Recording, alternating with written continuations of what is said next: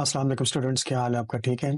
अच्छा, Icom part 1 का जो प्रिंसिपल्स ऑफ अकाउंटिंग का पेपर है, ये लाहौर बोर्ड का 2023 में आया है। वो आज हम सॉल्व करेंगे।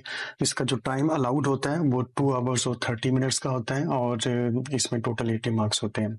इसके 2 पार्ट्स हैं। पार्ट 1 में आपको शॉर्ट क्वेश्चंस मिलेंगे, जिसमें क्वेश्चन नंबर 2 और क्वेश्चन नंबर 3 जो है ये शॉर्ट क्वेश्चंस के होते हैं, 10 मार्क्स के होते हैं। पार्ट 2 में हमें जो टोटल है 1 2 3 4 5 6 क्वेश्चंस हमें गिवन है। ठीक है, तो इन 6 क्वेश्चन पे से आपने टोटल 3 क्वेश्चंस करने हैं। ठीक है, इसका जो क्वेश्चन नंबर 4 है वो शुरू करते हैं। लिखा हुआ है कि जर्नलाइज द फॉलोइंग ट्रांजैक्शंस। इसमें टोटल 10 ट्रांजैक्शंस दी हुई हैं और इसके टोटल 20 मार्क्स हैं। तो दैट मीन्स के हर एक ट्रांजैक्शन के सही होने पर आपको 2 मार्क्स मिलेंगे। ठीक है। अच्छा जी, पहली एंट्री लिखी हुई है कि अप्रैल 1 mister Ali commenced business with cash ₹50,000। इस क्वेश्चन को शुरू करने से पहले आपको कुछ चीजें अपने माइंड में रिकॉल कर लेनी चाहिए कि टोटल 5 अकाउंटिंग हेड्स हैं, जिसमें जो एसेट्स और एक्सपेंसेस हैं इनका जो बिहेवियर है वो एक जैसा है। आई मीन जैसे ही ये क्रिएट होंगे या इंक्रीज होंगे तो इनको डेबिट किया जाएगा। इसी तरह हमारे पास लायबिलिटीज, रेवेन्यूज या इनकम और कैपिटल है और इनका जो बिहेवियर है तीनों का वो एक जैसा है। आई मीन के जैसे ही ये क्रिएट किए जाएंगे या इंक्रीज होंगे तो ये हमेशा क्रेडिट किए जाएंगे। तो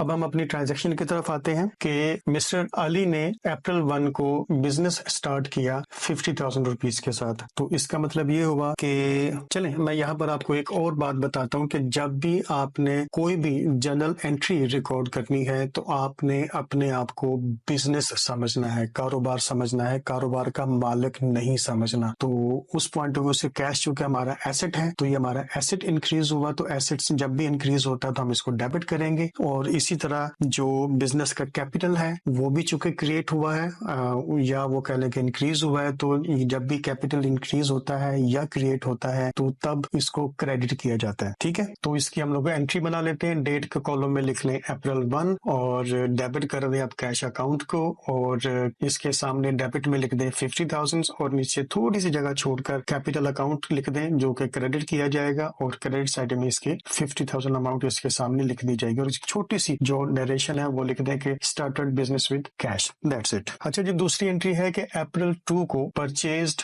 गुड्स फॉर कैश ₹7,000। तो बिजनेस जब भी परचेजेस करेगा, गुड्स को परचेज करेगा, यानी कि वो चीजें जिनसे कारोबार चलता है, जो इसके रॉ मटेरियल है, तो रॉ मटेरियल को जब भी परचेज करेगा तो उन परचेजेस को एक्सपेंसेस कंसीडर किया जाएगा। तो यहाँ पर जो एक्सपेंसेस हैं वो चूंकि इंक्रीज हुए बिजनेस के, तो उस पॉइंट ऑफ व्यू से हम ये देखते हैं, हमारा जो रूल है वो ये कहता है कि जब भी एक्सपेंसेस इंक्रीज होंगे तो उनको डेबिट किया जाएगा। तो हम लोग परचेजेस अकाउंट को डेबिट करेंगे यहाँ पे और इसके सामने लिख देंगे 7,000 और जब परचेजेस किए हैं तो कैश खर्च किया गया है। तो चूंकि कैश बिजनेस का एसेट होता है तो यहाँ पर एसेट डिक्रीज हुआ है यानी कि कैश डिक्रीज हुआ है, तो उस पॉइंट ऑफ व्यू से हम लोग थोड़ी सी जगह छोड़ के आगे कैश अकाउंट लिखेंगे और उसके सामने हम लिख देंगे 7,000 और एक छोटी सी नरेशन लिख देते हैं कि goods purchased for cash. Okay, third entry है अप्रैल 5 में purchased furniture on credit from Bilal furniture house ₹2,500। अच्छा, यहाँ जो ये वाली परचेजेस हैं इसको आपने ऊपर जो परचेजेस लिखी हैं अप्रैल 2 में उसके साथ आपने कंफ्यूज नहीं करना, बिकॉज वो जो परचेजेस हैं वो परचेजेस ऑफ गुड्स हैं, यानी कि परचेजेस ऑफ रॉ मटेरियल है, यानी कि ये वो चीजें जिसको बिजनेस लेके तो आगे सेल करता है। यानी कि इन परचेजेस को इसलिए किया जाता है कि इनको बाद में रीसेल किया जाएगा और वहां से प्रॉफिट कमाया जाएगा। जबकि ये जो फर्नीचर है ये बेसिकली इस नियत से बिजनेस परचेज करता है कि इसको अपने बिजनेस में रखा जाएगा और इसको बिजनेस की ग्रोथ के लिए इस्तेमाल किया जाएगा।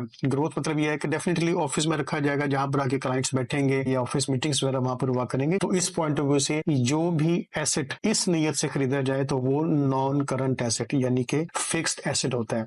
तो इस पॉइंट ऑफ व्यू से इस ट्रांजैक्शन की वजह से हमारे बिजनेस का जो फर्नीचर है वो इंक्रीज हुआ। दैट मीन्स कि हमारा जो एसेट है यानी कि नॉन करंट एसेट या कि फिक्स्ड एसेट कह लें, एसेट्स हमारे इंक्रीज हुए हैं। तो जब भी एसेट्स इंक्रीज होते हैं तो उनको डेबिट किया जाता है। तो यहाँ पे लिख लेंगे फर्नीचर अकाउंट और उसके सामने हम लिख देंगे ₹2,500 और उसके बाद नीचे थोड़ी सी जगह छोड़ के आगे नीचे लिखेंगे बिलाल फर्नीचर हाउस अकाउंट। चूंकि ये बिजनेस का एक क्रेडिटर बन गया है, बिजनेस ने इसको पैसे अभी पे करने हैं ₹2,500, तो ये एक बिजनेस की लायबिलिटी है। एंड वी नो दैट कि जब भी लायबिलिटी इंक्रीज होगी तो वो क्रेडिट की जाएगी, और नीचे छोटी सी नरेशन जो है ना वो लिख लेंगे परचेज फर्नीचर ऑन क्रेडिट। अच्छा जी, एंट्री नंबर 4 है अप्रैल 7, कैश सेल्स ₹10,000। इस ट्रांजैक्शन की वजह से बिजनेस का जो कैश है वो इंक्रीज हुआ। क्यों? क्योंकि बिजनेस ने सेल्स की हैं, उन सेल्स के रिजल्ट में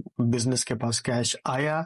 तो कैश जो कि हमारा एसेट है, तो जब भी एसेट इंक्रीज होता है तो उसको डेबिट किया जाता है। सो दैट इज वाई हम लोग कैश अकाउंट को यहाँ पर डेबिट करेंगे और इसके सामने लिख देंगे 10,000। सेल्स अकाउंट जो कि बिजनेस का एक रेवेन्यू अकाउंट यानी कि इनकम अकाउंट है। जब भी सेल्स होंगी, चाहे वो उधार पे हो चाहे वो कैश बेसिस पे हो, बिजनेस की आमदनी में, इनकम में इजाफा होता है। तो जब भी बिजनेस की आमदनी, बिजनेस की इनकम, बिजनेस का रेवेन्यू इंक्रीज होगा तो उसको क्रेडिट किया जाएगा। सो हम जो सेल्स अकाउंट है उसको क्रेडिट करेंगे और उसके सामने क्रेडिट में अमाउंट 10,000 लिख देंगे और नीचे छोटी सी नरेशन लिख देंगे goods sold for cash. Entry number 5 है अप्रैल 10, गुड्स परचेज्ड फ्रॉम नदीम ₹8,000। याद रखें कि ये वाली जो ट्रांजैक्शन है ये भी परचेजेस हैं, जैसे जो ट्रांजैक्शन नंबर 2 थी अप्रैल 2 की। सो दैट मीन्स कि ये भी सेम वैसी ही परचेजेस हैं। सो दैट इज वाई ये जो परचेजेस हैं ये बिजनेस का एक्सपेंस है। तो इस पॉइंट ऑफ व्यू से जब भी एक्सपेंसेस इंक्रीज होते हैं तो उनको डेबिट किया जाता है। सो हम परचेजेस अकाउंट को डेबिट करेंगे और इसके सामने लिख लेंगे ₹8,000 और नीचे थोड़ी सी जगह छोड़ के हम लिखेंगे नदीम अकाउंट। और क्यों लिखेंगे? क्योंकि नदीम को अभी तक पेमेंट नहीं की गई। हमें कैसे पता लगेगा कि ये पेमेंट की है या नहीं की है? अगर नदीम को पेमेंट की होती तो साथ लिखा होता फ्रॉम नदीम फॉर कैश ₹8,000। चूंकि कैश का जिक्र नहीं किया गया तो ये आपके लिए बड़ी पते की बात है कि अगर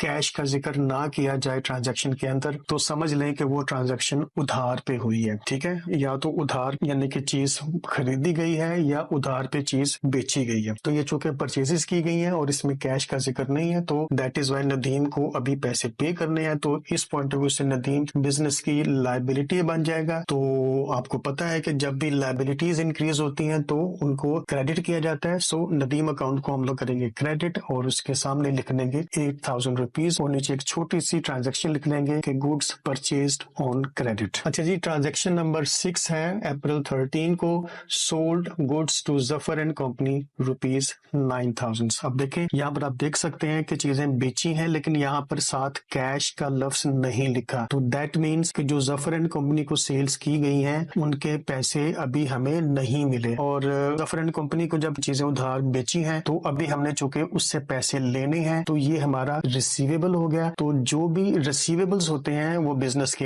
एसेट्स होते हैं। तो और एसेट्स जब भी इंक्रीज होंगे तो हम इनको डेबिट करेंगे। तो उस पॉइंट ऑफ व्यू से हम लिख लेंगे कि Zafar and company account debit लिखेंगे और उसके सामने लिख लेंगे ₹9,000 डेबिट कॉलम में। और नीचे सेल्स अकाउंट को हम लोग क्रेडिट करेंगे बिकॉज सेल्स हमारी चूंकि इनकम है यहाँ पे। और मैं पहले बता चुका हूँ कि सेल्स चाहे आपने नकद में की हो या उधार पे की हो, दोनों सूरतों में ये आपकी इनकम है। और इनकम जब भी इंक्रीज होती है, रेवेन्यू जब भी इंक्रीज होता है तो उसको क्रेडिट किया जाता है। तो इस पॉइंट ऑफ व्यू से सेल्स अकाउंट को हम करेंगे क्रेडिट और इसके सामने क्रेडिट कॉलम में 9,000 लिखेंगे और नीचे छोटी सी नरेशन लिख देंगे goods sold on credit. Transaction number 7 है April 17, paid to Bilal furniture house ₹2,000। अब ये देखें कि हमने बिलाल फर्नीचर हाउस से फर्नीचर परचेज किया था ₹2,500 का और उसको अब हम अप्रैल 17 को पे बैक कर रहे हैं 2,000। चूंकि हमने पे कर दिया है, अब यहाँ पर आप कहेंगे सर यहाँ पर कैश अकाउंट नहीं लिखा हो, तो यहाँ पर पेड लिख लिया तो डेफिनेटली जो पेमेंट्स होती हैं वो हमेशा कैश में होती हैं या चेक लिखा जाता है। तो यहाँ पर आपके पास चॉइस है, आप चाहे तो कैश लिख लें, आप चाहे तो बैंक लिख लें। ठीक है, तो दोनों सूरतों में कैश लिखेंगे या बैंक लिखेंगे तो ऐसी सूरत में हमारा जो एसेट है वो डिक्रीज हो जाएगा। लेकिन सबसे पहले हम लोग देखेंगे कि जो बिलाल फर्नीचर हाउस है, ठीक है, ये चूंकि हमारी लायबिलिटी थी उस ट्रांजैक्शन के अंदर मैंने बताया था कि ये हमारी लायबिलिटी है। तो चूंकि अभी ये हमारी लायबिलिटी डिक्रीज हो रही है, हम इसको पैसे दे रहे हैं तो ये हमारी लायबिलिटी बिजनेस की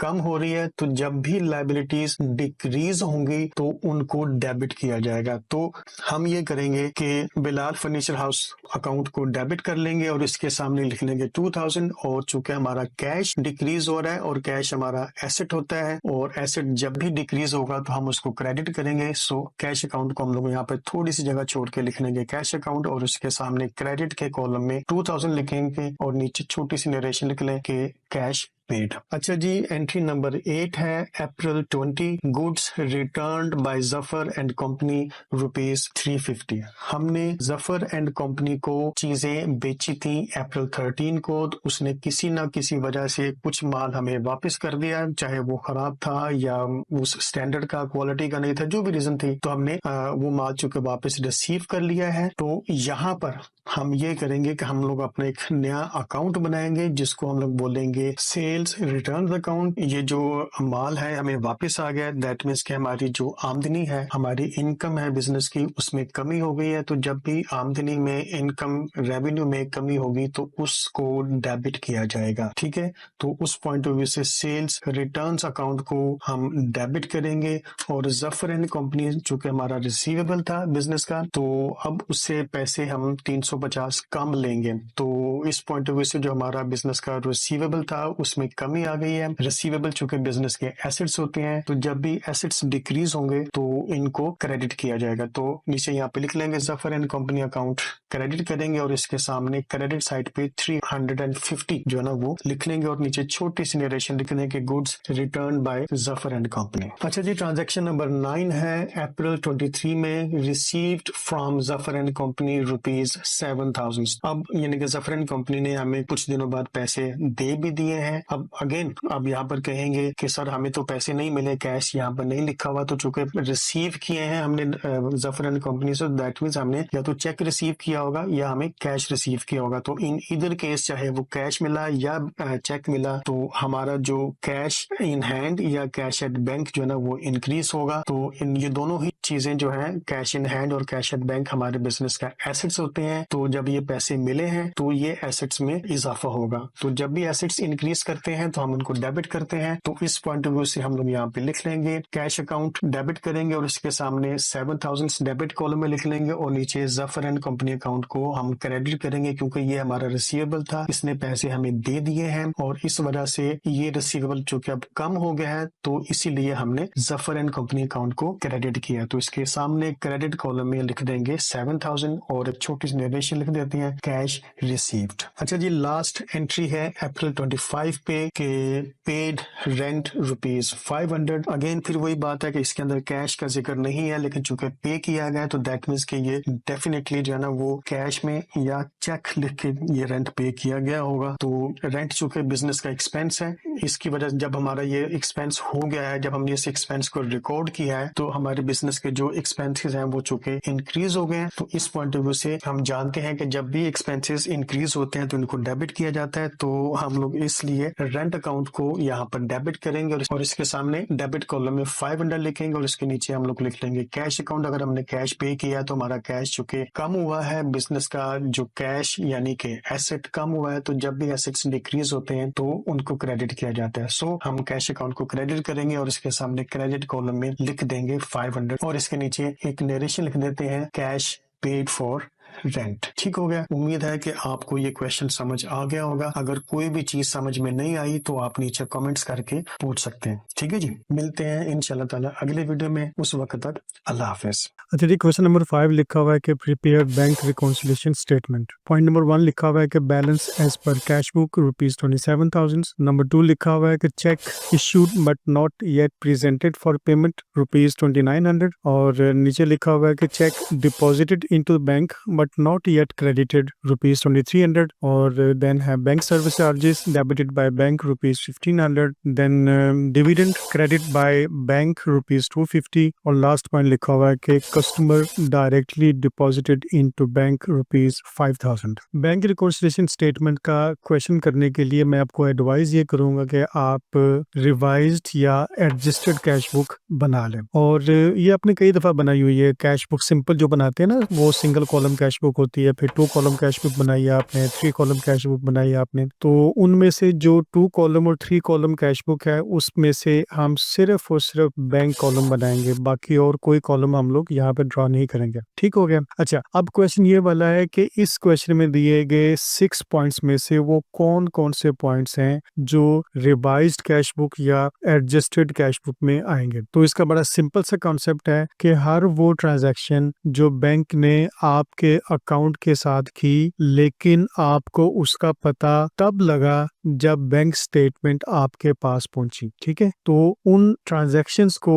रिवाइज्ड या एडजस्टेड कैश बुक में लिख लेंगे और बाकी जो ट्रांजैक्शंस बच जाएंगी उनको बैंक रिकॉन्सिलिएशन स्टेटमेंट में लिख लेंगे। तो चले हम अपनी एडजस्टेड कैश बुक बना लेते हैं और उसका सिर्फ और सिर्फ बैंक कॉलम बनाएंगे। राइट, यहाँ पर डेट लिख लें, पर्टिकुलर्स लिख लें और अमाउंट लिख लें। ये आपकी डेबिट साइड कहलाएगी। डेबिट साइड पर सिर्फ और सिर्फ इनकम्स रिकॉर्ड होती हैं। ठीक है, अब यहाँ पर क्रेडिट साइड पे लिख लेते हैं डेट, पर्टिकुलर्स और अमाउंट्स और साथ करेंसी लिख लेते हैं रुपीस। क्रेडिट साइड पे हर वो आइटम आएगी जो हमारी पेमेंट कहलाएगी। ठीक है, चलिए पॉइंट नंबर 1 से शुरू करते हैं, जो लिखा हुआ है कि balance as per cash book ₹27,000। अच्छा, इस ट्रांजैक्शन का कॉन्सेप्ट ये है कि ये बेसिकली कैश बुक अकाउंटेंट ने बनाई होगी और जो भी मंथ होगा, वैसे यहाँ मंथ दिया नहीं है, जो भी मंथ होगा उस मंथ के एंड पे इस कैश बुक को क्लोज कर लिया होगा और ये जो 27,000 है ये इसका क्लोजिंग बैलेंस होगा। ठीक है, तो हमने चूंकि रिवाइज्ड या एडजस्टेड कैश बुक बनानी है तो हम लोग इसी बैलेंस को उठाएंगे, जो अकाउंटेंट ने जहां पर बैलेंस छोड़ा है उसी बैलेंस से हम लोग शुरू करेंगे और इसी बैलेंस को हम अपने लिए ओपनिंग बैलेंस लिखेंगे। ठीक है, तो ये यहाँ पे लिख लेते हैं पॉइंट 1 ओपनिंग बैलेंस ₹27,000। अच्छा, देन उसके बाद जो पॉइंट नंबर 4 है, bank service charges debited by bank ₹1500। अच्छा, ये जो बैंक सर्विस चार्जेस हैं ये बेसिकली वो अमाउंट्स हैं कि जो बैंक हमारे अकाउंट से डिडक्ट कर लेता है, काट लेता है। क्यों काट लेता है? बिकॉज बैंक हमें काफी सारी सर्विसेज प्रोवाइड करता है। उन सर्विसेज में बैंक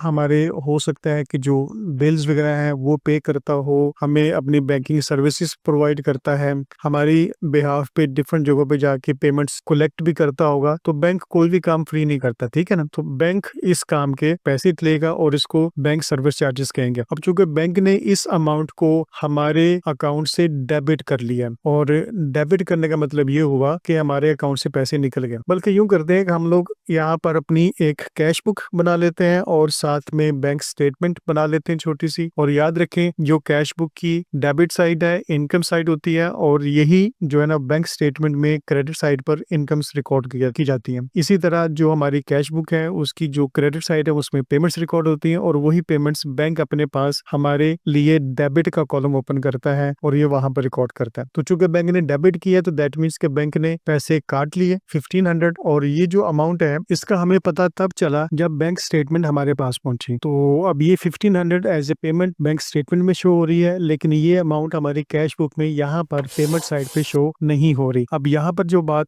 समझने वाली वो ये है कि हम जो कुछ भी एडजस्टमेंट्स करेंगे वो सिर्फ अपनी कैश बुक में करेंगे। हम बैंक स्टेटमेंट को तो नहीं छेड़ सकते ना, तो अपनी कैश बुक को एडजस्ट करेंगे। तो अपनी इस कैश बुक को बैंक स्टेटमेंट के साथ मैच करने के लिए फिर हम अपनी क्रेडिट साइड पर यानी कि पेमेंट साइड पर इस 1500 को लिख लेंगे। अब चूंकि हमने इसको क्रेडिट साइड पे लिखा है तो लिहाजा यहाँ पर एडजस्टेड कैश बुक में क्रेडिट साइड पर बैंक सर्विस चार्जेस लिखेंगे और साथ 1500 लिख देंगे। ठीक है, देन ये पॉइंट नंबर 5 है कि dividend credit by bank ₹250। Dividend basically हमारी इनकम होती है बिजनेस की और हो सकता है बैंक को हमने कहा हो कि फलां जगह से हमें डिविडेंड मिलना है बिकॉज वहां पर इन्वेस्टमेंट की हुई है, तो बैंक ने वहां से जाके पैसे कलेक्ट किए और हमारे अकाउंट में क्रेडिट कर दिए। अब चूंकि बैंक ने हमारे अकाउंट को क्रेडिट किया मतलब अब हमारी इनकम बनाया, क्योंकि बैंक क्रेडिट साइड पर हमारे लिए इनकम्स रिकॉर्ड करता है। तो इसका भी हमें पता तब चला जब बैंक स्टेटमेंट हमारे पास पहुंची और ये कि हमारी कैश बुक के साथ मैच नहीं करेगा, तो अपनी कैश बुक को बैंक स्टेटमेंट के साथ मैच करने के लिए इस अमाउंट को हम लोग डेबिट में लिख देंगे ताकि हम भी अपनी इनकम शो करवा दें और यूं हमारी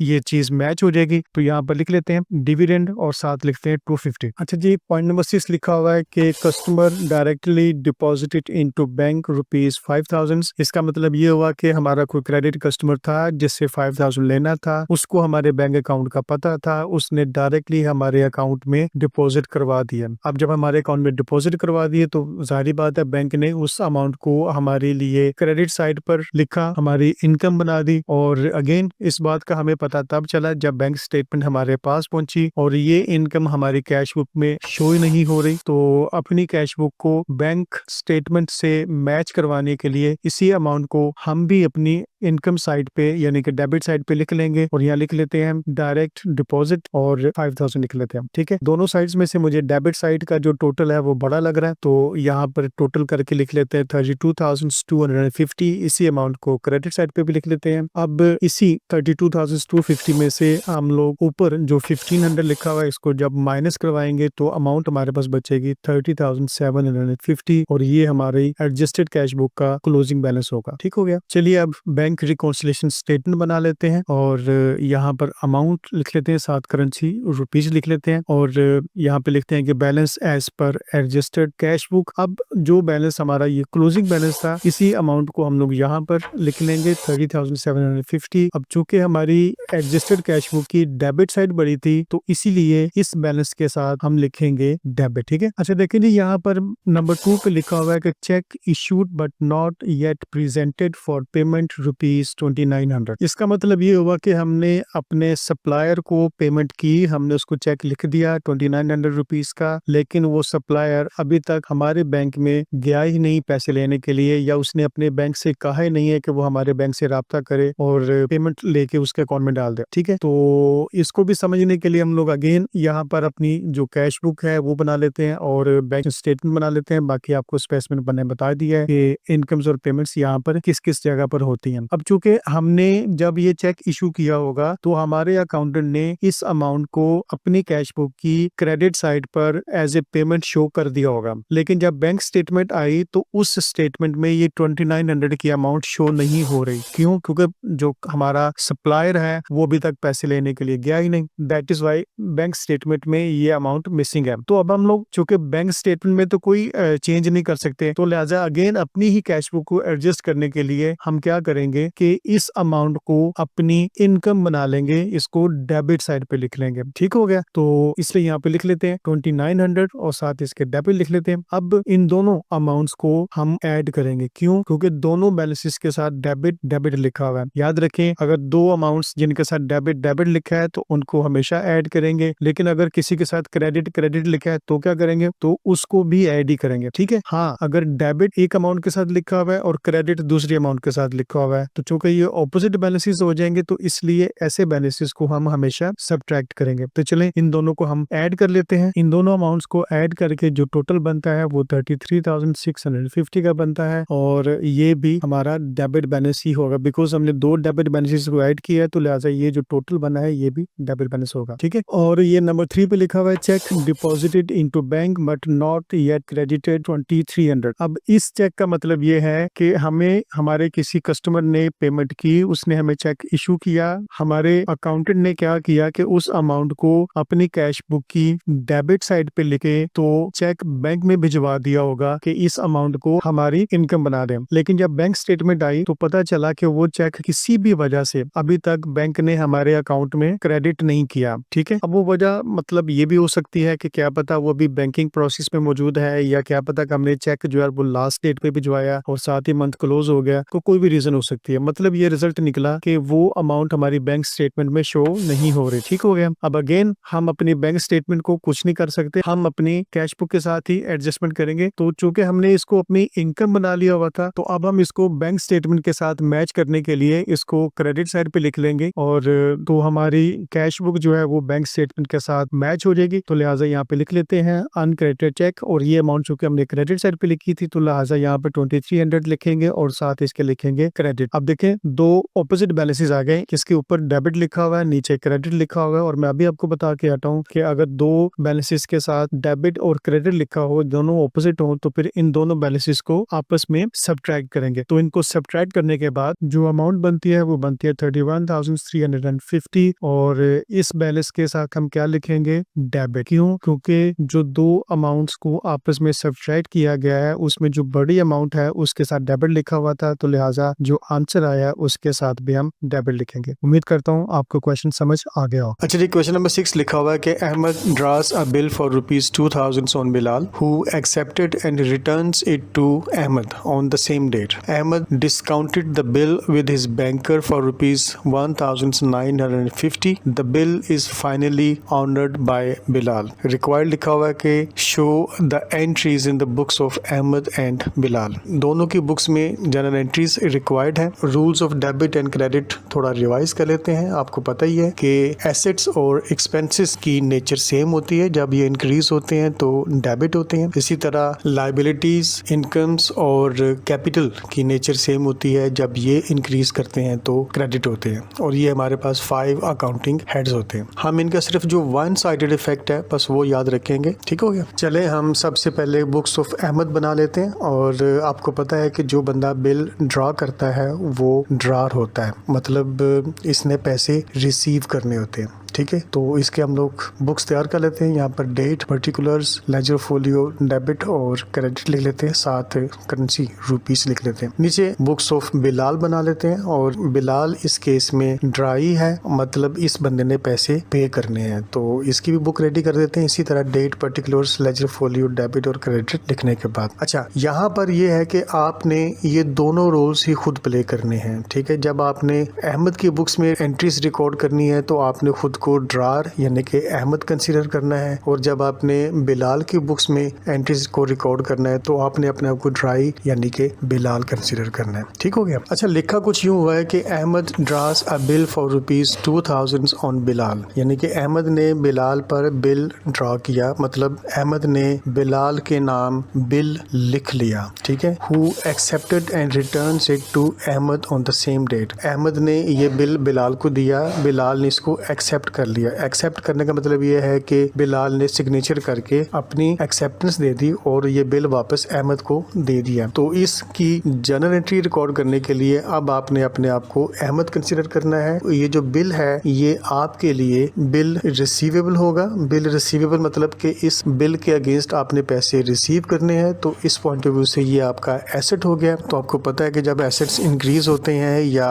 क्रिएट होते हैं तो वो डेबिट होते हैं। इसी तरह जो बिलाल का अकाउंट है ये भी आपका एसेट था, यानी कि आपका डेटर था। ये जो एसेट है ये हम डिक्रीज करवा देंगे। ठीक है, इस एसेट को डिक्रीज करवाने की वजह ये है कि इससे पहले एक एंट्री सेल्स की हुई होगी, तो तब हमने बिलाल के अकाउंट को डेबिट करके अपना ये एसेट बनाया होगा और sales account as a income credit करके हमने उसको रिकॉर्ड किया होगा। ठीक है, चूंकि पहले ही इसको एज एन एसेट इंक्रीज कर चुके थे तो दैट इज वाई अब ये एसेट डिक्रीज करके इसकी जगह पर एक नया एसेट बिल रिसीवेबल अकाउंट वो हम लोग क्रिएट करेंगे। ठीक है, तो यहाँ पे लिख लेते हैं बिल्स रिसीवेबल अकाउंट डेबिट करते हैं और बिलाल अकाउंट क्रेडिट करेंगे और इनके सामने अमाउंट लिख देंगे 2000 डेबिट में और 2000 क्रेडिट में। नीचे छोटी सी नरेशन लिख देते हैं the acceptance received from Bilal. चलें अब हम लोग बुक्स ऑफ बिलाल में आ जाते हैं। अब आपने अपने आप को बिलाल कंसीडर करना है, यानी कि आपने पेमेंट करनी है। जब अहमद ने ये बिल आपको दिया और आपने इसको सिग्नेचर करके वापस किया, दैट मीन्स कि आप इस चीज पर एग्री कर रही हैं कि आप इसको पेमेंट करेंगे। वही पीस ऑफ पेपर वही बिल आपके लिए बिल्स पेएबल बन जाएगा। ठीक हो गया। अहमद अकाउंट और बिल्स पेएबल अकाउंट ये दोनों ही आपके लिए एक लायबिलिटी है। अहमद अकाउंट को हम यहाँ पर डेबिट करेंगे, वो इसलिए कि जब ये जो बिल लिखा गया इससे पहले एक ट्रांजैक्शन हुई होगी परचेजेस की, तो वहां पर परचेजेस को डेबिट किया होगा एज एन एक्सपेंस और अहमद अकाउंट को क्रेडिट किया होगा एज ए लायबिलिटी। चूंकि प्रीवियसली हम इसको एक लायबिलिटी क्रिएट कर चुके थे, तो अब उस लायबिलिटी को यहाँ पर खत्म करेंगे डेबिट करके और उसकी जगह पर एक नई लायबिलिटी बनाएंगे जिसको बिल्स पेएबल बोलेंगे। ठीक हो गया। अब हम यूं करते हैं कि जो लायबिलिटीज हैं जब आपको पता है कि इंक्रीज होती हैं तो वो क्रेडिट होती हैं और जब डिक्रीज होगा तो वो डेबिट हो जाएंगे। तो यहाँ पर अहमद अकाउंट डेबिट कर लेते हैं और लिख लेते हैं साथ नीचे बिल्स पेएबल अकाउंट और इनके सामने अमाउंट लिख लेते हैं 2000 डेबिट में और 2000 क्रेडिट में। तो इसी तरह इनके साथ भी एक छोटी सी नरेशन लिख लेते हैं कि the acceptance given to Ahmad. ठीक हो गया। अब आगे लिखा हुआ है कि Ahmad discounted the bill with his banker for ₹1950। Bills आमतौर पर 1 मंथ, 2 मंथ, 3 मंथ्स वगैरह पे क्रिएट किए जाते हैं, लेकिन यहाँ पर ऐसा नहीं लिखा कि ये जो बिल है ये कितने मंथ्स का था। तो जितने भी पीरियड का ये बिल होगा, यहाँ पर इस ट्रांजैक्शन का मतलब ये है कि अहमद को ड्यू डेट से पहले ही पैसों की जरूरत पड़ी तो उसने वही बिल ले जाकर बैंक से डिस्काउंट करवा लिया। बैंक से में डिस्काउंट करवाने का मतलब ये है कि अहमद ने अपना ये जो एसेट था वो बैंक को दे दिया। अब बैंक जो है वो ड्यू डेट पर बिलाल से राब्ता करेगा और बिलाल जो है वो बैंक को पेमेंट करेगा, ठीक है। लेकिन यहाँ पर बैंक कुछ डिस्काउंट चार्ज काटेगा, जो उसने यहाँ पर 50 रुपीज काट लिए हैं, तो वो पैसे काट के तो बैंक ने अहमद को 1950 रुपीज दिए हैं और अहमद का ये जो एसेट है, जो उसने पैसे बिलाल से लेने हैं, ये अब ट्रांसफर हो गई है बैंक को, ठीक है। अब वही बिल बैंक के लिए एक एसेट बन जाएगा, ठीक हो गया। अब चूंकि बैंक ने अहमद के बैंक अकाउंट में पैसे ट्रांसफर कर दिए हैं 1950, तो इस वजह से जो अहमद का जो बैंक अकाउंट है वो इंक्रीज कर गया होगा। तो जो बैंक अकाउंट होता है वो एसेट होता है, तो एसेट्स जब भी इंक्रीज करते हैं तो डेबिट किए जाते हैं। इसी तरह जो डिस्काउंट अकाउंट है वो अहमद के लिए एक एक्सपेंस होगा, तो जब एक्सपेंसेस होते हैं तो उनको डेबिट किया जाता है, ठीक है। तो इस पॉइंट ऑफ व्यू से जो डिस्काउंट अकाउंट है हम उसको डेबिट करेंगे, और जो बिल रिसीवेबल है वो चूंकि अब इसने बैंक को दे दिया है, तो लिहाजा ये जो एसेट है ये इसका खत्म हो जाएगा। तो इसलिए इस एसेट को डिक्रीज करने के लिए या इसको खत्म करने के लिए हम इस एसेट को क्रेडिट करवा देंगे, बिकॉज आपको पता है कि जब कोई एसेट डिक्रीज होता है या खत्म होता है तो वो क्रेडिट होता है, ठीक हो गया। बैंक के सामने 1950 की अमाउंट लिखेंगे, जो अमाउंट एक्चुअली उसके बैंक में ट्रांसफर हुई होगी, और जो डिस्काउंट के चार्जेस हैं 50 के एज एन एक्सपेंस वो भी डेबिट करेंगे, और दोनों की जो टोटल अमाउंट बनती है 2000, उतनी अमाउंट से हम इसको क्रेडिट करवा देंगे। और वैसे भी जो बिल रिसीवेबल था वो 2000 रुपीज का था, ठीक हो गया। और नीचे हम एक नरेशन लिख लेते हैं, the bill discounted with the bank at a discount of ₹50। याद रखिए कि इस एक्टिविटी के अगेंस्ट जो बिलाल की बुक्स है उसमें कोई एंट्री नहीं होगी, ठीक है ना। बिलाल ने अपनी एक्सेप्टेंस दी है, और जो बिल ऑफ एक्सचेंज की डेफिनेशन है उसके पॉइंट ऑफ व्यू से वो बिल किसी के पास भी हो, जो बंदा भी बिलाल को अप्रोच करेगा वो उसको पेमेंट देने का पाबंद है, ठीक है। तो चूंकि उसने डिस्काउंट करवा लिया, बिल उसने बैंक के हवाले कर दिया और पैसे ले लिए, तो इस ट्रांजैक्शन का, इस एक्टिविटी का बिलाल की बुक्स में किसी भी किस्म का कोई रिकॉर्ड नहीं बनाया जाएगा, ठीक हो गया। अच्छा जी, देन लिखा हुआ कि the bill is finally honoured bye Bilal. मतलब ये हुआ कि ड्यू डेट पर बैंक ने बिलाल से कांटेक्ट किया और बिलाल ने वो जो पैसे थे वो बैंक को पे कर दिए और उनसे जो बिल पेबल था वो ले लिया, ठीक है। तो चूंकि वो ऑलरेडी बिल्स पेबल अकाउंट एक क्रिएट कर चुका है, अपनी लायबिलिटी बना चुका है, तो इस लायबिलिटी को वो खत्म करेगा, और जब भी लायबिलिटीज खत्म होती हैं या कम होती हैं तो उनको डेबिट किया जाता है। चूंकि उसने पेमेंट बैंक को की है और अपने बैंक से अमाउंट ट्रांसफर की है, तो इसका बैंक डिक्रीज हो गया होगा, और आपको पता है कि जब एसेट्स डिक्रीज होते हैं तो वो क्रेडिट होते हैं, ठीक है। इसलिए यहाँ पे लिख लेते हैं bills payable account debit, because ये एक लायबिलिटी थी जो कि खत्म हो गई, और बैंक अकाउंट क्रेडिट करेंगे, ये एक एसेट था जो कम हो गया। इनके सामने अमाउंट लिख लेते हैं 2000 डेबिट में और 2000 क्रेडिट में। नरेशन लिख लेते हैं कि the acceptance honoured at maturity, ठीक हो गया। इस ट्रांजैक्शन का कोई भी रिकॉर्ड अहमद की बुक्स में नहीं बनाया जाएगा, क्योंकि अहमद ऑलरेडी जो अमाउंट है वो ले चुका है। तो ये टोटल 4 एंट्रीज बनती हैं, ऑलमोस्ट 5 मार्क्स की ईच एंट्री बनती है। अगर आपकी ये चारों एंट्रीज ठीक हैं तो आपको इंशाल्लाह ताला 20 मार्क्स मिल जाएंगे। उम्मीद है आपको समझ आ गई होगी। क्वेश्चन नंबर 7 है कि from the following trial balance of Fakhar traders prepare trading and profit and loss account and balance sheet for the year ended on 31 दिसंबर 2016। नीचे कुछ डेबिट साइड में और कुछ क्रेडिट साइड में बैलेंसेस दिए हुए हैं, और हर एक साइड का अपना अपना टोटल दिया हुआ है। एडजस्टमेंट्स में डेप्रिसिएशन ऑन बिल्डिंग दी हुई है 10% पर एनम, क्लोजिंग स्टॉक दिया हुआ है, आउटस्टैंडिंग वेजेस दी हुई हैं, और प्रीपेड एडवर्टाइजिंग दी हुई है, ठीक हो गया।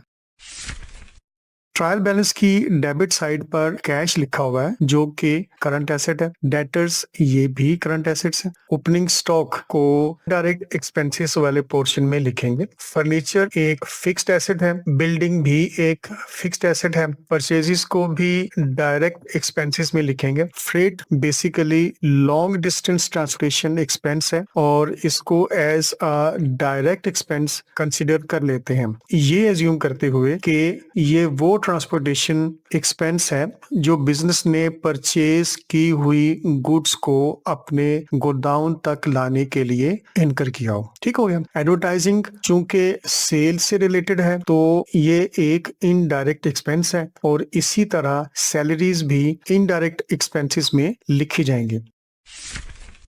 यूटिलिटी एक्सपेंसेस बेसिकली इलेक्ट्रिसिटी, पानी या गैस वगैरह के बिल्स होते हैं और इनको भी इनडायरेक्ट एक्सपेंसेस में लिखा जाएगा। ड्राइंग्स बेसिकली बिजनेस का एक्सपेंस नहीं होती, बल्कि ये अकाउंट बताता है कि ओनर ने बिजनेस में से कितनी अमाउंट या गुड्स निकाल लिए। इस लिहाज से ये कैपिटल अकाउंट का काउंटर अकाउंट होता है, यानी कि ऑपोजिट अकाउंट। इसीलिए इसको कैपिटल अकाउंट में से सब्ट्रैक्ट करते हैं, ठीक है। और ट्रायल बैलेंस की क्रेडिट साइड पर फखर का कैपिटल अकाउंट दिया हुआ है। आपको पता ही है कि अगर नेट प्रॉफिट हुआ तो कैपिटल में ऐड कर दिया जाता है और अगर नेट लॉस हो तो सब्ट्रैक्ट कर देते हैं और जो आंसर आता है उसमें से ड्राइंग्स को सब्ट्रैक्ट कर दिया जाता है।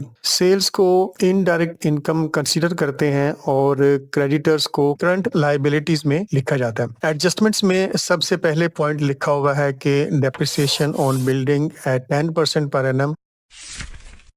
बिल्डिंग की कॉस्ट दी हुई है 50,000, तो जब इसको मल्टीप्लाई करेंगे 10% के साथ तो वैल्यू आ गई 5,000। आपको पता ही है कि डेप्रिसिएशन को इनडायरेक्ट एक्सपेंसेस में लिखा जाता है और बैलेंस शीट में इसी 5,000 को बिल्डिंग की कॉस्ट में से सब्ट्रैक्ट कर देंगे, ठीक है।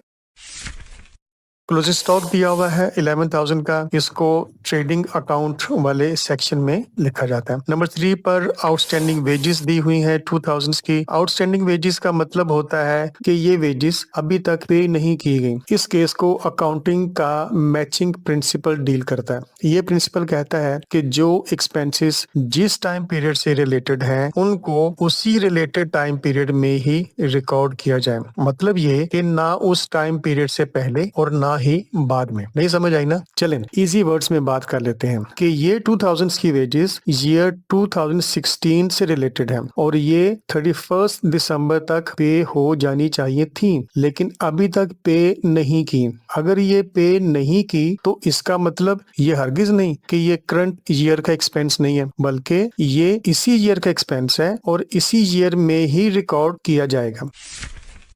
इसीलिए इसको सैलरीज एक्सपेंसेस में ऐड कर लेंगे और चूंकि ये अभी तक पे नहीं की तो ये 2000 की आउटस्टैंडिंग वेजेस बिजनेस की लायबिलिटी भी है, तो इसको बैलेंस शीट में करंट लायबिलिटीज के अंदर लिखते हैं, ठीक है। समझ आ गई ना बात? लास्ट पॉइंट लिखा हुआ है कि प्रीपेड एडवर्टाइजिंग 500। अच्छा, ये केस आउटस्टैंडिंग वेजेस जैसा ही है, बस फर्क ये है कि वहां वेजेस अभी तक पे नहीं की थी, आल्दो कि ये वेजेस जिनको पे करनी थी उनसे काम ले लिया गया था, यानी कि बेनिफिट ले लिया गया और पे नहीं किया। लेकिन यहाँ एडवर्टाइजिंग जो है वो एडवांस में पे कर दी और अभी तक एडवर्टाइजिंग नहीं हुई। इसको भी मैचिंग प्रिंसिपल ही डील करता है कि जिस टाइम पीरियड के एक्सपेंसेस हैं उसी टाइम पीरियड में ही रिकॉर्ड करें। अच्छा, चूंकि अभी तक बेनिफिट नहीं लिया यानी कि एडवर्टाइजिंग नहीं हुई, तो इस लिहाज से ये 2016 ईयर का एक्सपेंस नहीं बनता। इसीलिए इस 500 को एडवर्टाइजिंग से सब्ट्रैक्ट कर देंगे। क्योंकि अभी इसका बेनिफिट लेना बाकी है तो यही 500 बिजनेस का एसेट भी है, तो इसको करंट एसेट्स के अंदर लिखते हैं। चलें अब trading and profit and loss account बना लेते हैं। सबसे ऊपर बिजनेस का नेम यानी कि फखर ट्रेडर्स लिखें, उसके नीचे दूसरी लाइन में लिखें trading and profit and loss account और उसके नीचे टाइम पीरियड लिखते हैं यानी कि फॉर द ईयर एंडिंग 31 दिसंबर 2016 और लेफ्ट साइड डेबिट साइड होती है जबकि राइट साइड क्रेडिट साइड होती है और साथ में करेंसी रुपीस लिखी जाती है। ठीक हो गया। स्टार्ट करते हैं ओपनिंग स्टॉक से जो कि है 4600। देन इसके नीचे परचेजेस लिखी जाती हैं और वो है 98,000 की। चूंकि फ्रेट को डायरेक्ट एक्सपेंस कंसिडर किया हुआ है इसीलिए इसको लिख लेते हैं और इसकी अमाउंट है 3400। क्रेडिट साइड पर सेल्स लिखी जाती हैं जो कि हैं 135,000 यानी कि 1,35,000 और इसके नीचे लिखते हैं क्लोजिंग स्टॉक, इसकी अमाउंट है 11,000 की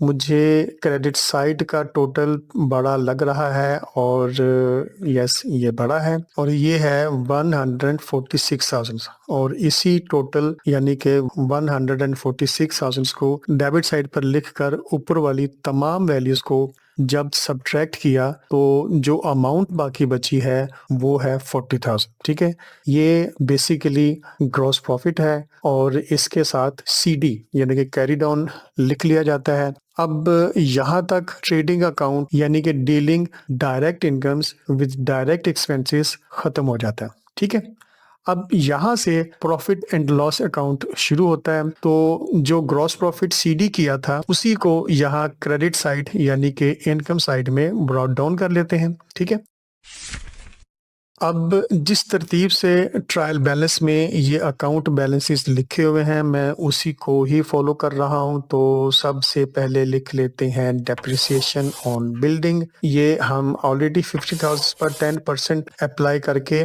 कैलकुलेट कर चुके हैं जो कि है 5,000।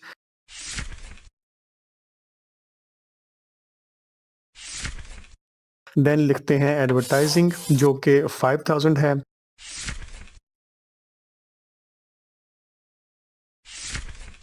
लेकिन इस 5,000 में 500 प्रीपेड है यानी कि इस ईयर से रिलेटेड नहीं, तो इसीलिए इसको सब्ट्रैक्ट करके 4,500 लिख लेते हैं।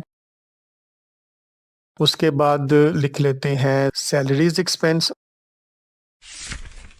और इसमें ऐड कर लेते हैं आउटस्टैंडिंग वेजेस यानी कि वो वेजेस जो अभी तक पे नहीं की लेकिन वो एक्सपेंस इसी ईयर 2016 का ही है और वो है 2,000 और ऐड होने के बाद ये 10,000 बन गए। देन लिख लेते हैं यूटिलिटी एक्सपेंसेस और वो है 1,400 के।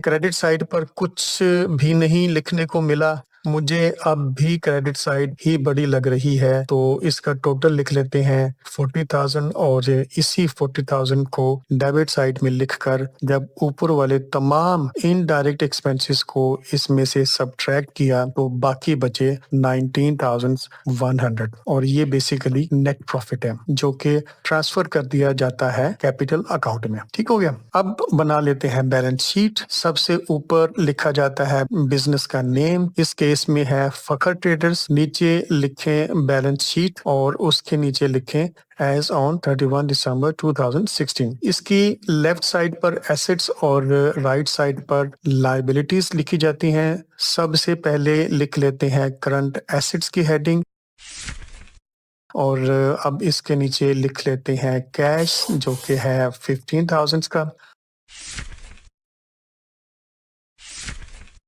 और इसके नीचे लिख लेते हैं डेटर्स 21,000 के। देन ये लिखा हुआ है क्लोजिंग स्टॉक 11,000 का, इसको भी लिख लेते हैं और 500 का प्रीपेड एडवर्टाइजिंग एक्सपेंस भी करंट एसेट है सो इसको भी लिख लेते हैं। अब फिक्स्ड एसेट्स की हेडिंग बना लेते हैं और सबसे पहले फिक्स्ड एसेट्स है फर्नीचर 7,000 का। ठीक हो गया, इसको लिख लेते हैं। देन बारी आती है जी बिल्डिंग की जो कि है 50,000। इसमें से सब्ट्रैक्ट कर लेते हैं 5,000 डेप्रिसिएशन और यूं बिल्डिंग 45,000 की रह गई। अब इधर आ जाते हैं करंट लायबिलिटीज की हेडिंग बना लेते हैं और नीचे लिख लेते हैं क्रेडिटर्स जो कि हैं 9,500 के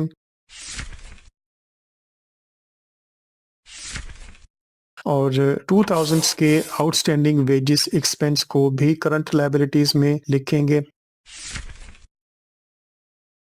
चलें जी, अब कैपिटल को एडजस्ट कर लेते हैं। इसका ओपनिंग बैलेंस है 74,400।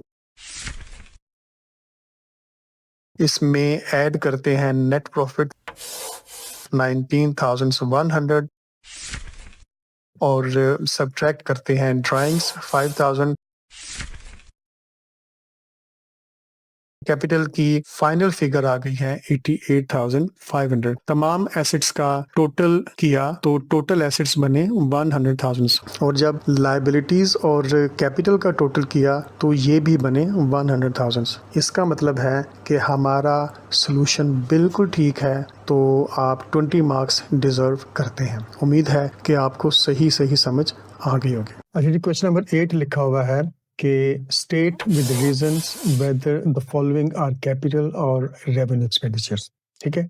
अच्छा, इसमें टोटल 10 ट्रांजैक्शंस दी हुई है और ये 20 मार्क्स का क्वेश्चन है, तो हर एक ट्रांजैक्शन फिर 2 मार्क्स की हुई। ठीक होगी। अच्छा, ट्रांजैक्शन नंबर 1 लिखी हुई है कि डेप्रिसिएशन ऑन प्लांट।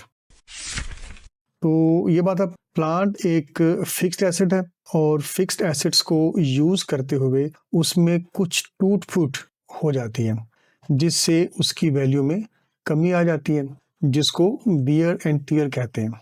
और ये कमी प्रॉफिट एंड लॉस अकाउंट में एज एन एक्सपेंस रिकॉर्ड की जाती है, तो इसलिए इसको रेवेन्यू एक्सपेंडिचर कहा जाता है। चले इसकी रीजन लिख लेते हैं कि it is the cost related to the wear and tear of a fixed asset charged to the profit and loss account to determine the correct profit for the year। ठीक होगी बात। अच्छा, ट्रांजैक्शन नंबर 2 लिखी हुई है कि expense incurred on change of engine oil of business truck. ठीक होगी बात। बिजनेस ट्रक के इंजन ऑयल को चेंज करना एक रूटीन मेंटेनेंस एक्सपेंस है और ये एक साल में एक से ज़्यादा मरतबा होता है। और दूसरी बात ये कि बिजनेस ट्रक की एग्जिस्टिंग एफिशिएंसी को मेंटेन रखने का ये एक्सपेंस है। ठीक होगी बात। और तीसरी बात ये कि इस एक्सपेंस की वजह से ट्रक की लाइफ टाइम में या इसकी अपनी वैल्यू में कोई बहुत सिग्निफिकेंट इंक्रीज नहीं आता, तो ये एक रेवेन्यू एक्सपेंडिचर है। ठीक है। चलें इसकी रीजन लिख लेते हैं कि it is a routine maintenance expense to maintain the trucks existing efficiency and does not increase its life और वैल्यू सिग्निफिकेंटली। ठीक है।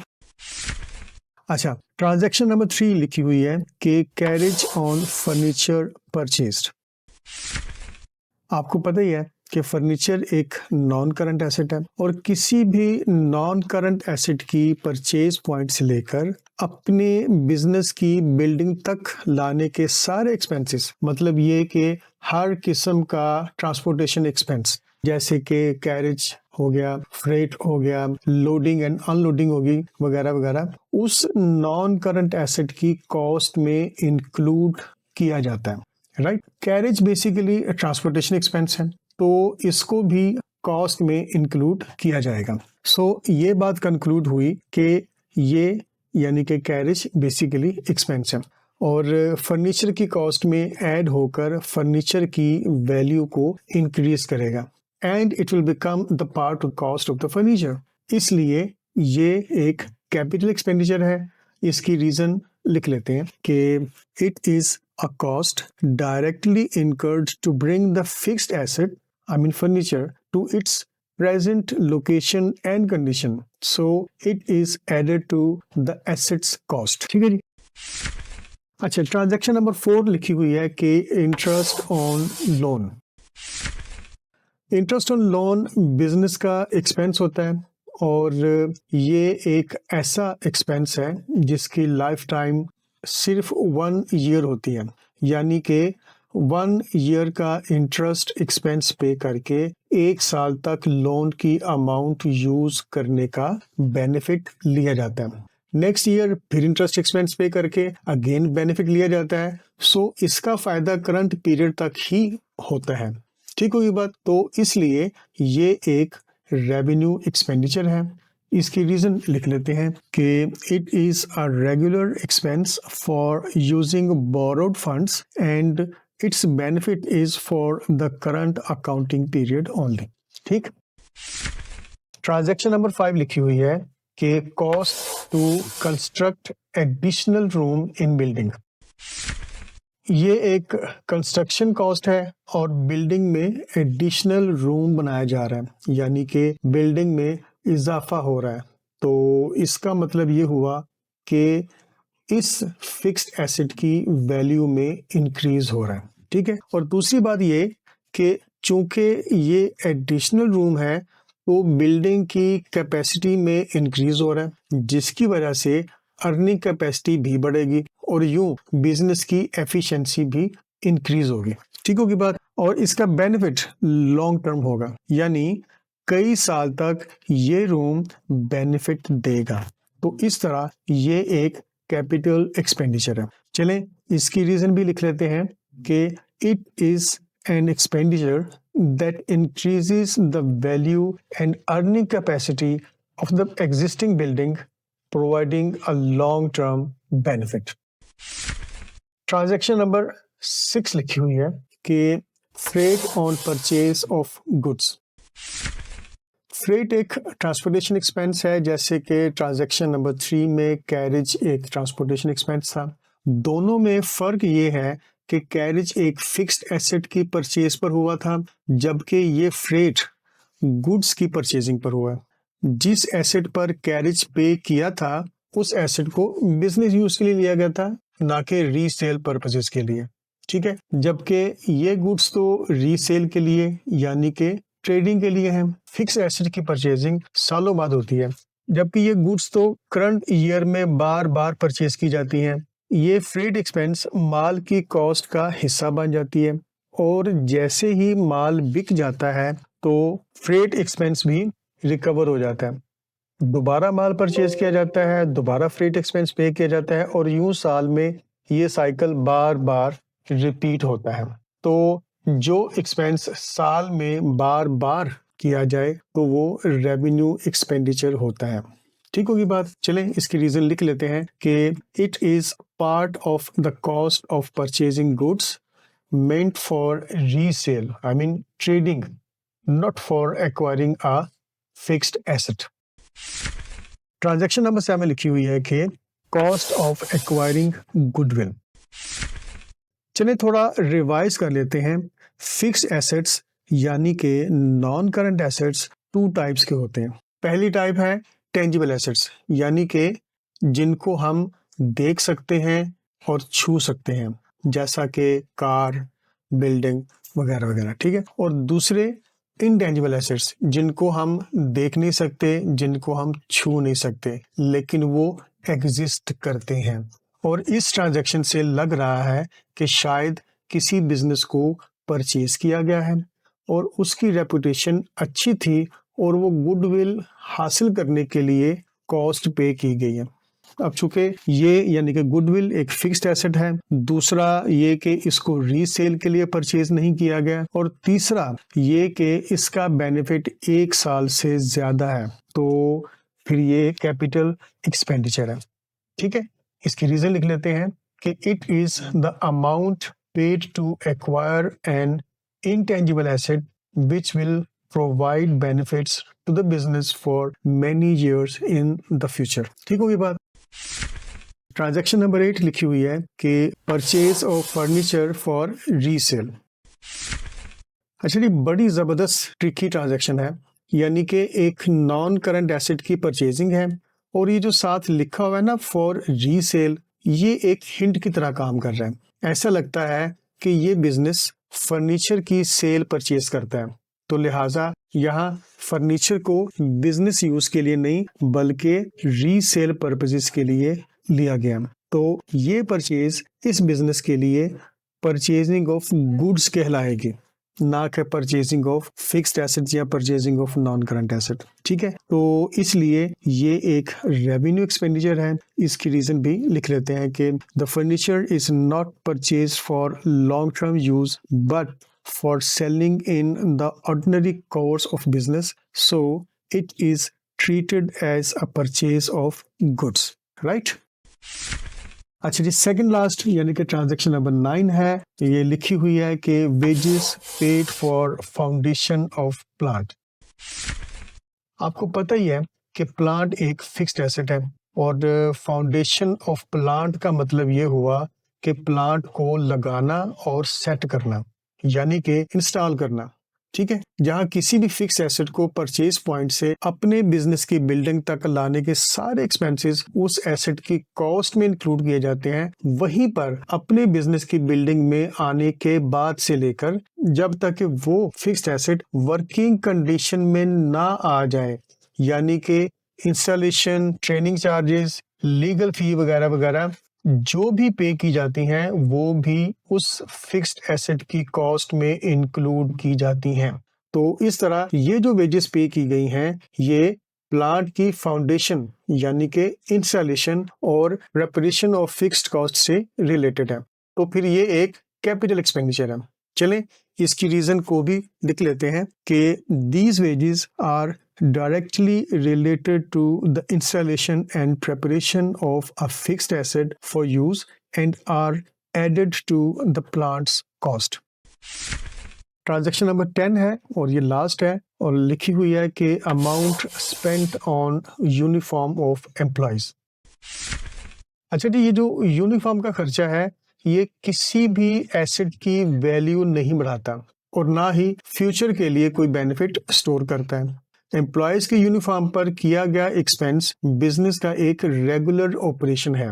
ये एक रूटीन एक्सपेंस है और इसका बेनिफिट सेम अकाउंटिंग पीरियड तक ही होता है, तो इसलिए ये एक रेवेन्यू एक्सपेंडिचर है। इसकी रीजन लिख लेते हैं कि it is a routine expense for the regular operation of the business and its benefit is consumed with in the same accounting period. ठीक हो गया, ये 20 मार्क्स का क्वेश्चन था। अगर आप आइडेंटिफाई कर लेते हैं और रीजन साथ लिख देते हैं तो 20 मार्क्स इंशाल्लाह ताला आपको ज़रूर मिलेंगे। उम्मीद है कि आपको तमाम ट्रांजैक्शन के जो रीजंस हैं वो आपको समझ आ गई होंगी। क्वेश्चन नंबर 9 लिखा हुआ है कि pass journal entries to rectify the following errors.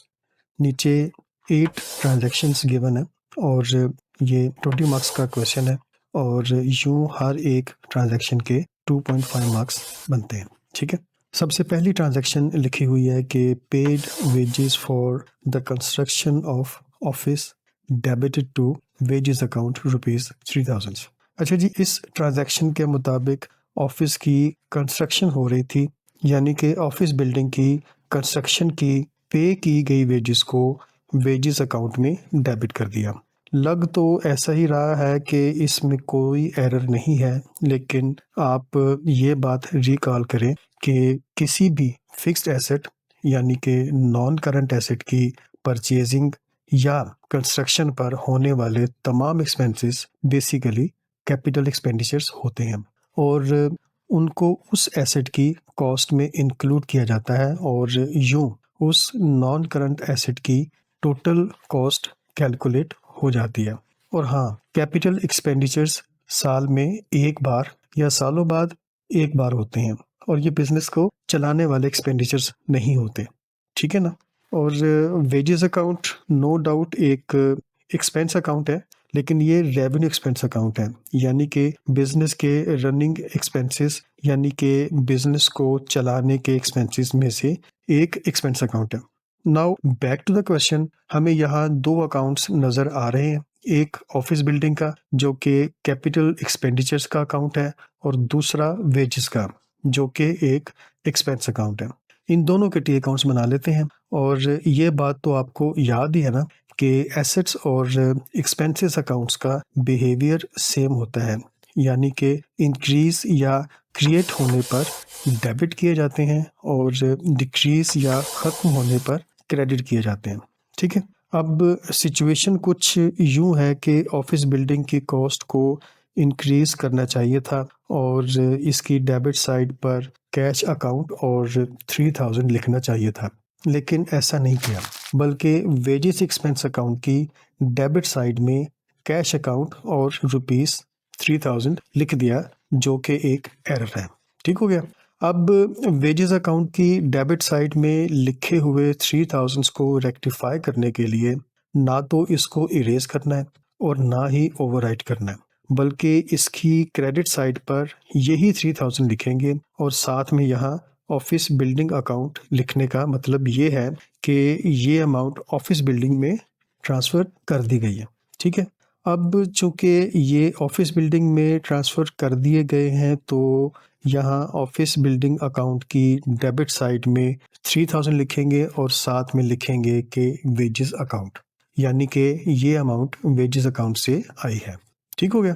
अब इसकी जर्नल एंट्री बना लेते हैं और इसके लिए आप किसी भी टी अकाउंट को एज़ ए रेफ़रेंस यूज़ कर सकते हैं। और जर्नल एंट्री पास करने का तरीका ये होता है कि जिस अकाउंट को एज ए रेफरेंस यूज़ कर रहे हैं, अगर उसकी डेबिट साइड पर किसी अकाउंट को लिखा है तो उस रेफरेंस अकाउंट को डेबिट करते हैं। मतलब ये हुआ कि वो रेफरेंस अकाउंट बेसिकली खुद डेबिट हो रहा है। ठीक हो गया? और अगर क्रेडिट साइड पर लिखा है तो उस रेफरेंस अकाउंट को क्रेडिट करेंगे। चलें, ऑफिस बिल्डिंग अकाउंट को as a reference account use कर लेते हैं। ठीक हो गया? चूँकि इसकी डेबिट साइड पर लिखा है तो ऑफिस बिल्डिंग अकाउंट को डेबिट कर लेते हैं 3000 के साथ।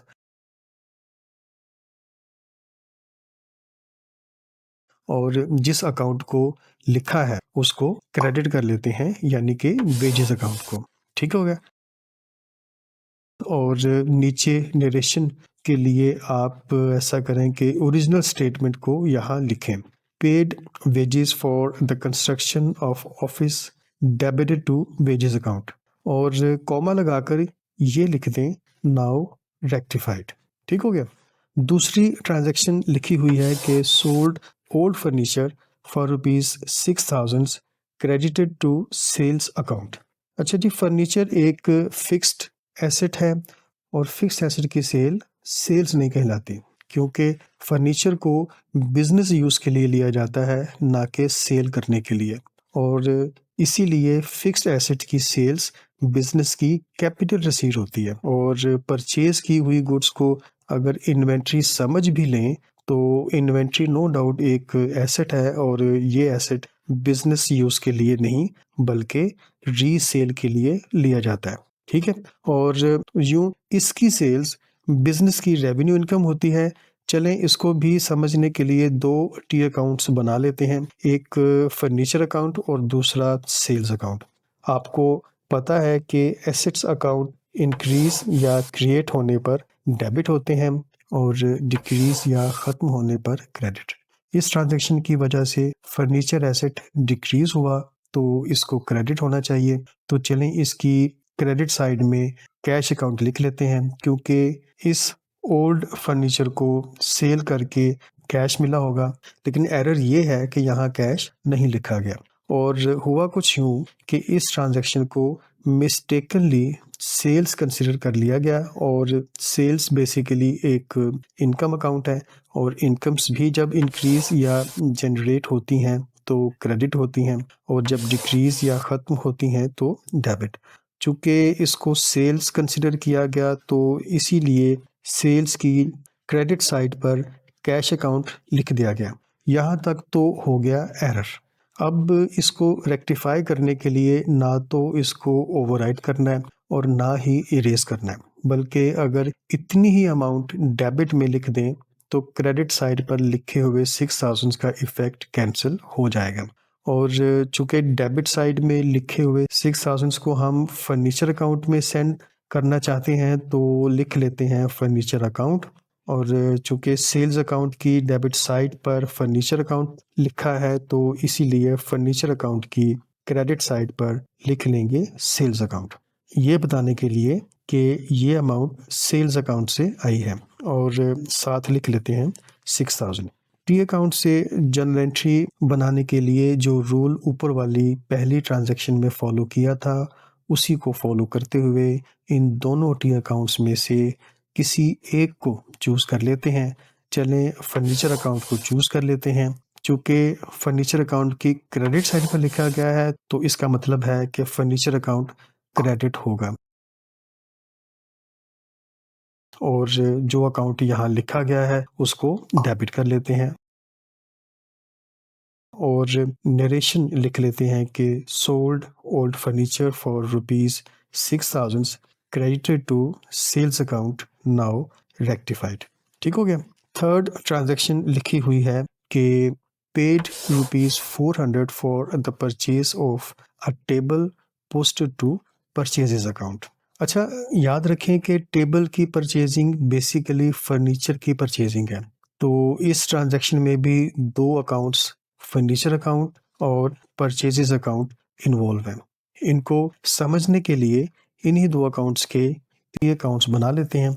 आपको पता ही है कि फर्नीचर अकाउंट एक एसेट अकाउंट है और परचेजेज़ अकाउंट एक एक्सपेंस अकाउंट है। लेकिन अगर परचेज़ की हुई गुड्स को जिनको सेल करने के लिए खरीदा गया हो, अगर आप इन्वेंट्री समझते हैं, तो परचेजेज़ अकाउंट को भी एसेट अकाउंट कंसिडर किया जा सकता है। लेकिन हम इसको एक्सपेंस अकाउंट ही कंसिडर करेंगे और rules of debit and credit तो आपको पता ही है। इस ट्रांजैक्शन की वजह से फर्नीचर यानी कि फिक्स्ड एसेट इंक्रीज हुआ है, तो इसकी डेबिट साइड में यहाँ कैश अकाउंट लिखना चाहिए था, लेकिन ऐसा नहीं किया, बल्कि परचेजेस अकाउंट की डेबिट साइड में कैश अकाउंट लिख दिया गया। यानी कि फर्नीचर एसेट को इंक्रीज करने के बजाय परचेजेस एक्सपेंसेस अकाउंट को इंक्रीज कर दिया गया। अब इसको रेक्टिफाई करने के लिए परचेजेस अकाउंट की क्रेडिट साइड में 400 लिखेंगे तो इफेक्ट कैंसिल हो जाएगा और साथ यहाँ लिख देते हैं फर्नीचर अकाउंट, ये बताने के लिए कि ये 400 फर्नीचर अकाउंट में ट्रांसफ़र कर रहे हैं। और यहाँ फर्नीचर अकाउंट की डेबिट साइड में आकर परचेजेस अकाउंट लिखेंगे, ये बताने के लिए कि ये 400 परचेजेस अकाउंट से यहाँ ट्रांसफ़र हुए हैं। अब टी अकाउंट से जनरल एंट्री बना लेते हैं और ये देखें कि रेक्टिफाई करने के लिए फर्नीचर अकाउंट की डेबिट में रिकॉर्ड करने का मतलब ये हुआ कि फर्नीचर अकाउंट को डेबिट करेंगे। तो चलें इसको डेबिट कर लेते हैं और इसके सामने लिख लेते हैं 400 और डेबिट साइड में चूँकि परचेजेस अकाउंट लिखा है तो यहाँ इसको क्रेडिट कर लेते हैं और यहाँ भी 400 लिख लेते हैं और नीचे नरेशन लिख लेते हैं, paid rupees 400 for the purchase of a table posted to purchases account, now rectified। Fourth transaction लिखी हुई है कि ₹700 withdrawn by the proprietor debited to salaries account। इस ट्रांजैक्शन में भी 2 अकाउंट्स इन्वॉल्व हैं, एक ड्राइंग्स अकाउंट और दूसरा सैलरीज अकाउंट। आप ये तो जानते हैं कि सैलरीज अकाउंट्स एक्सपेंस अकाउंट है, लेकिन ड्राइंग्स अकाउंट के बारे में कुछ बात कर लेते हैं। There are 5 accounting heads: assets, expenses, liabilities, incomes and capital. Surprisingly drawings in 5 में से किसी भी कैटेगरी में नहीं है, क्योंकि ये एक कंट्रा अकाउंट है। कंट्रा अकाउंट का मतलब है कि किसी अकाउंट का opposite account. Drawings account basically capital account का कंट्रा अकाउंट है। तो कैपिटल अकाउंट को डिक्रीज करने के लिए ये अकाउंट यूज होता है। चूँकि ये कैपिटल का ऑपोजिट यानी कि कंट्रा अकाउंट है, तो इसकी नेचर कैपिटल अकाउंट की नेचर के ऑपोजिट होगी। और आपको पता है कि कैपिटल अकाउंट की डिफ़ॉल्ट नेचर क्रेडिट होती है, यानी कि कैपिटल के इंक्रीज होने पर कैपिटल अकाउंट को क्रेडिट किया जाता है। तो ड्राइंग्स अकाउंट की डिफ़ॉल्ट नेचर ऑपोजिट अकाउंट होने की वजह से डेबिट होगी, यानी कि ड्राइंग्स इंक्रीज होने पर ड्राइंग्स अकाउंट को डेबिट किया जाता है। ट्रांजैक्शन में लिखा हुआ है कि प्रोप्राइटर ने ड्राइंग्स की, तो इस ट्रांजैक्शन की वजह से ड्राइंग्स इंक्रीज हो गई, तो इसलिए ड्राइंग्स अकाउंट की डेबिट साइड में कैश अकाउंट और 700 लिखना चाहिए था, लेकिन ऐसा नहीं किया गया, बल्कि इसको एक्सपेंस कंसीडर करके सैलरीज अकाउंट की डेबिट साइड में लिख दिया गया और यूं ये एरर हो गया। अब इस एरर को रेक्टिफाई करने के लिए क्रेडिट में 700 लिखेंगे, तो डेबिट साइड में लिखे हुए 700 का इफेक्ट कैंसिल हो जाएगा। तो साथ ही यहाँ लिख लेते हैं ड्राइंग्स अकाउंट कि ये अमाउंट ड्राइंग्स अकाउंट में ट्रांसफ़र की जा रही है और यहाँ ड्राइंग्स अकाउंट की डेबिट साइड में आकर सैलरीज अकाउंट और 700 लिखेंगे कि ये अमाउंट सैलरीज अकाउंट से ट्रांसफ़र हुई है। एरर तो रेक्टिफाई हो गया। अब इसकी रेक्टिफाइंग जनरल एंट्री बनाने के लिए ड्राइंग्स अकाउंट को ही as a reference account consider कर लेते हैं। अब चूंकि ड्राइंग्स अकाउंट की डेबिट साइड में एंट्री लिखी है तो इसलिए डेबिट कर लेते हैं ड्राइंग्स अकाउंट को और यहाँ 700 लिख लेते हैं और डेबिट साइड में लिखे हुए सैलरीज अकाउंट को क्रेडिट में लिखकर अमाउंट लिख लेते हैं 700 और नीचे नरेशन लिख लेते हैं कि ₹700 withdrawn by the proprietor debited to salaries account now rectified। Fifth transaction लिखी हुई है कि the sales book was undercasted by ₹500।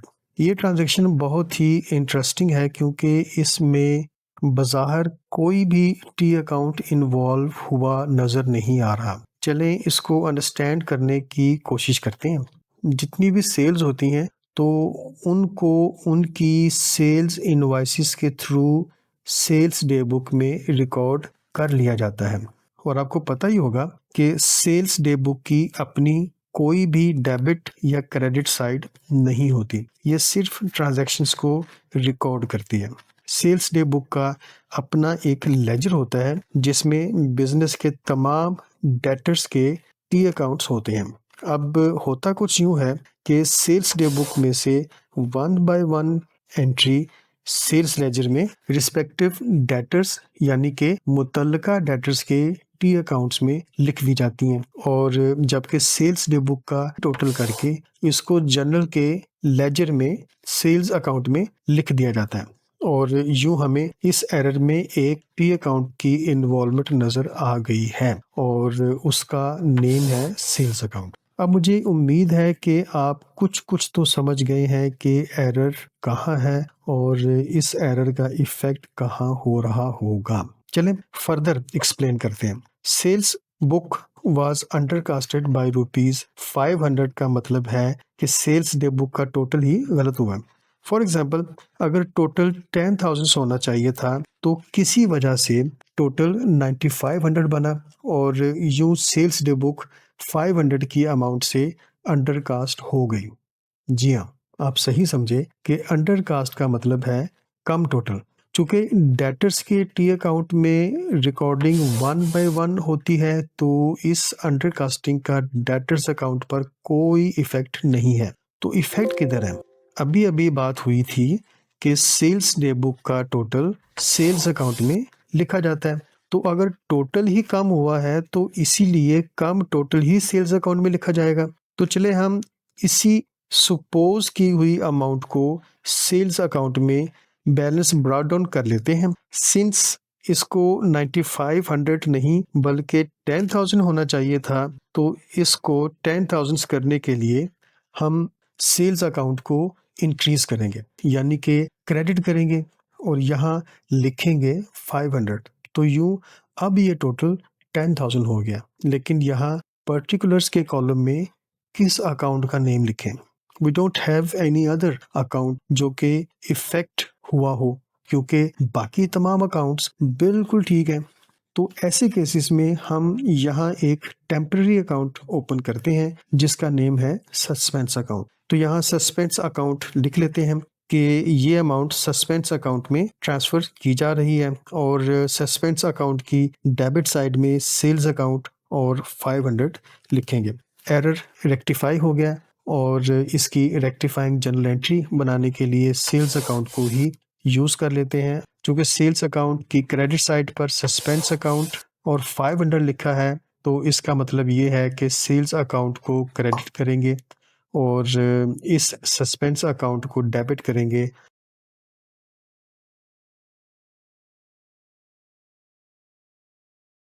और नरेशन में लिखेंगे कि the sales book was undercasted by ₹500 now rectified. Transaction number 6 लिखी हुई है कि sales to Tahir ₹6,000 credited to his account. इस ट्रांजैक्शन में सेल्स अकाउंट जो कि इनकम अकाउंट है और ताहिर अकाउंट जो कि डेटर यानी कि एसेट अकाउंट है। चलें ये दोनों टी अकाउंट्स बना लेते हैं। इस ट्रांजैक्शन की वजह से सेल्स यानी कि इनकम में इंक्रीज हुआ तो इसीलिए सेल्स अकाउंट की क्रेडिट साइड में पोस्टिंग होनी चाहिए थी जैसे कि ताहिर अकाउंट और अमाउंट के कॉलम में 6,000 और ऐसा ही हुआ और इस ट्रांजैक्शन की वजह से ताहिर यानी कि एसेट अकाउंट इंक्रीज हुआ तो इसकी डेबिट साइड में सेल्स लिखना था और साथ में 6000, लेकिन ऐसा नहीं हुआ बल्कि इसके ऑपोजिट हुआ, यानी कि क्रेडिट साइड में सेल्स अकाउंट और 6000 लिख दिया गया और एरर हो गया। इसकी रेक्टिफिकेशन थोड़ी सी टेक्निकल है। होना तो यही चाहिए कि मैं डेबिट साइड में 6000 लिख दूं, मगर इस तरह करने से सिर्फ इफ़ेक्ट कैंसिल होगा, रेक्टिफिकेशन नहीं होगी। तो रेक्टिफाई करने के लिए वंस अगेन 6000 डेबिट करना होगा ताकि अमाउंट अपनी ओरिजिनल पोजीशन पर रिकॉर्ड हो सके। उम्मीद है आप बात को समझ गए होंगे। तो हम यहाँ 12,000 डेबिट में लिखेंगे, लेकिन क्वेश्चन ये है कि यहाँ पर्टिकुलर्स में कौन सा अकाउंट लिखेंगे? क्या सेल्स लिखेंगे?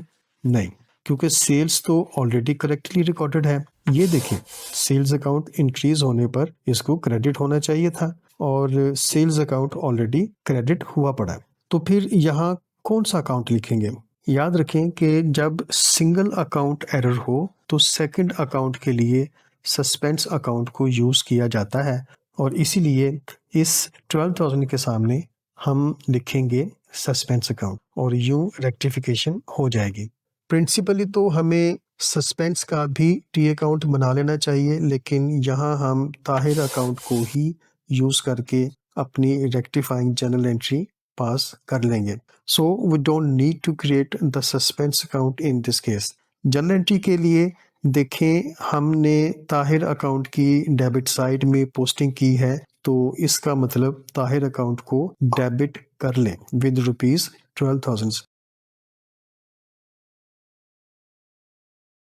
और दूसरे अकाउंट को यानी कि सस्पेंस अकाउंट को क्रेडिट कर लें विद ₹12,000 और नीचे नरेशन लिख लेते हैं कि sales to Tahir ₹6,000 credited to his account now rectified. ठीक है जी।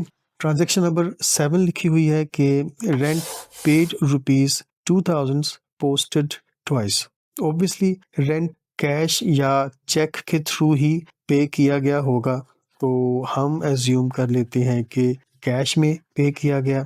तो दो टी अकाउंट्स, कैश अकाउंट जो कि एसेट अकाउंट है और रेंट अकाउंट जो कि एक्सपेंस अकाउंट है, बना लेते हैं। जब रेंट पे किया तो रेंट एक्सपेंस के इंक्रीज होने की वजह से इसको डेबिट करना चाहिए था और यहाँ डेबिट साइड में कैश अकाउंट और साथ में 2000 लिखना चाहिए था और इस ट्रांजैक्शन की वजह से चूंकि कैश यानी कि एसेट डिक्रीज हुआ तो इसकी क्रेडिट साइड में लिखना चाहिए था रेंट अकाउंट विद 2000। यहाँ तक तो सब कुछ ठीक है, लेकिन एरर ये हुआ कि इसको 2 दफ़ा रिकॉर्ड कर लिया गया, यानी कि रेंट अकाउंट को दोबारा डेबिट कर लिया गया 2000 के साथ और कैश अकाउंट को भी दोबारा क्रेडिट कर लिया गया 2000 के साथ।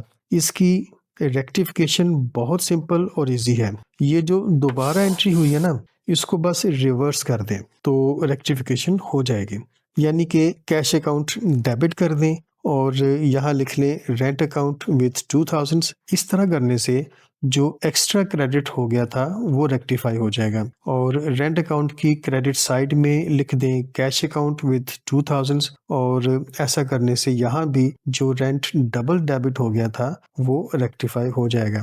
अब इसकी जर्नल एंट्री लिख लेते हैं कि कैश अकाउंट डेबिटेड विद ₹2000 और रेंट अकाउंट क्रेडिटेड विद ₹2000 और इसकी नरेशन ये होगी कि rent paid ₹2000 posted twice now rectified. अच्छा जी, लास्ट ट्रांजैक्शन नंबर 8 लिखी हुई है कि credit purchases ₹4,000 was not recorded in the books।